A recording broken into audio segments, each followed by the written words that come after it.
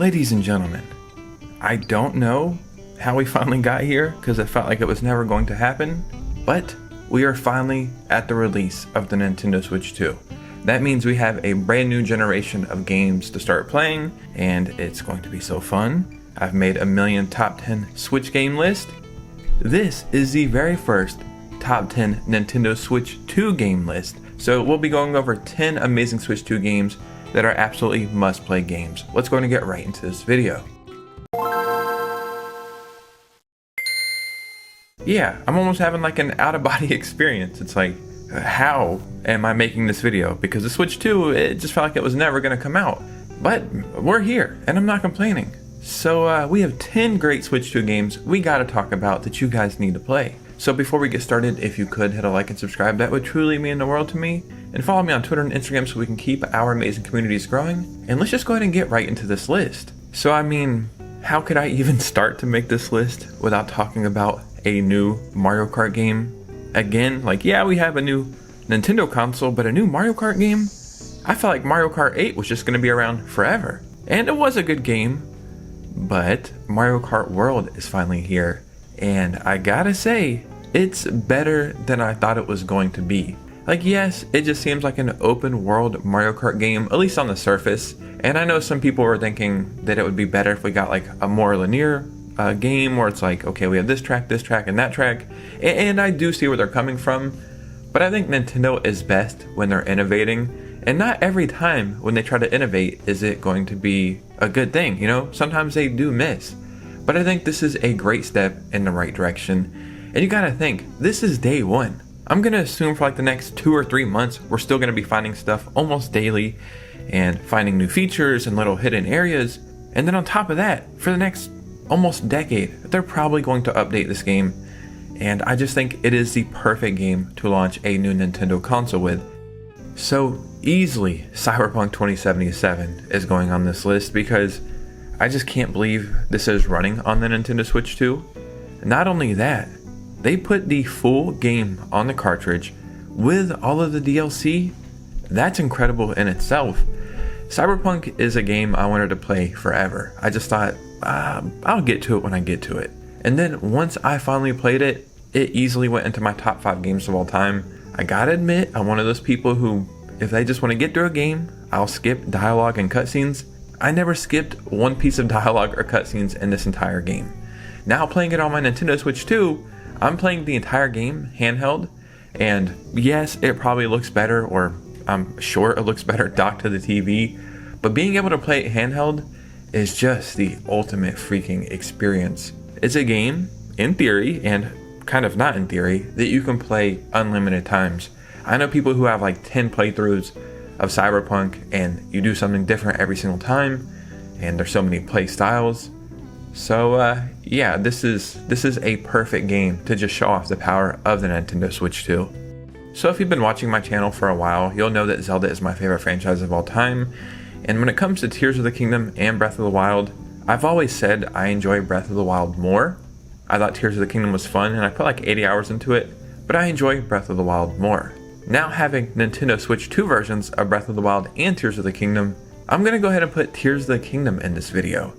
And on top of that, I don't really think Breath of the Wild needed an update. I do think it is cool, but it was on the Wii U, it was on the Switch. Like, yeah, we'll be able to play it on the Switch too, but I don't think it really needed an upgrade. But Tears of the Kingdom on the Nintendo Switch 2, this game is shining. And with me recommending, like, you should play this on your Switch 2, I'm not even including any of the stuff that they added in the upgrades. I'm just talking about the base game with better draw distance and better graphics and performance. It is now a must-play game. Yes, I think I'll always have a special place in my heart for Breath of the Wild because that very first experience playing the game when you go out on the Great Plateau, it's going to be a long time till I can get that same feeling. But now playing Tears of the Kingdom on my Switch 2, this is a damn masterpiece. So when the Nintendo Switch launched, it launched with a game called Fast RMX. And I didn't really know much about the game, and I was saying it was a ripoff of F-Zero, but I guess it was actually like just a better version of a Wii U game. Like, they added some more features and just put it on the Switch, and it did look good. It was a great game. So when I seen they were launching the Switch 2 with Fast Fusion, I was intrigued. You need to own this game, you need to buy this game. It is a Switch 2 launch game, and it is only $15. There's so much specs and performance stuff that they've put out that is just very impressive. I'll be honest, I'm not gonna go over all of it right now. You just need to know that this game is incredible. It's a great racing game. It really utilizes the Switch 2's performance and power, and it is $15. So a game that got a Switch 2 edition kind of last minute is Fantasy Life I, The Girl Who Steals Time. Once I found out this is coming to the Nintendo Switch 2, I knew I was going to add it to this list because this game is kind of taken over right now, and for good reason, but at the same time, there's a lot of people I've talked to who kind of know what it is or are familiar with it a little bit, but then there's a lot of people who've never even heard of it somehow. So this is a must-play game. Not only that, it is now a must-play Switch 2 game. Yes, this also launched on the Switch, which if you didn't get a Switch 2, play it there, you're gonna enjoy it. But just the performance and everything on the Switch 2, it makes a huge difference. If I could explain this game in any kind of way, it's basically like Zelda mixed with Animal Crossing, mixed with like a life sim. It almost feels like when games do too much, only one of those categories shines over the others. But in this game, all of the categories I feel like equally shine, and this is just a fantastic game to show up for the launch of the Switch 2. So I have to add Street Fighter 6 to this list, and it's not even because I'm like the biggest Street Fighter fan, but Street Fighter 6 has always intrigued me. I remember one time I picked it up at Target on sale, but for some reason I just decided I'll wait a little longer, and now I know. My intuition was telling me just wait for the Nintendo Switch 2. This is a great port on the Switch 2, but if I'm not mistaken, there's also some added play styles or play modes, maybe like 2 or 3, and there's some gyro controls fighting mode, and it's just awesome, man. But this kind of solidifies pretty much every fighting game I think is going to show up on the Switch 2 now, and that's just a really promising thing to hear. Now, hear me out, okay? This isn't one of those hear me out because I want death by snoo things, even though you would have to hear me out there too. This is hear me out because I truly believe what I'm about to say. So just chill. Fortnite is a must-play Nintendo Switch 2 game. I know, but I'm being honest here. I have at least 500 hours in Fortnite on the Switch, and you gotta remember, I own a PS5, but the Switch was my favorite place to play. I get immersed into the game better that way. When I found out Fortnite was coming to the Switch 2, I was excited. It's just a better way to play Fortnite handheld. It's now 60 FPS, has a higher resolution, greater view distances, higher quality textures, higher quality shadows, higher quality water rendering, clothing physics enabled. The replay system is now here. You can capture video clips using the capture button. Game chat is supported, so you can stream your Fortnite gameplay with up to 3 friends. And there's hardcore modes or something like that as well.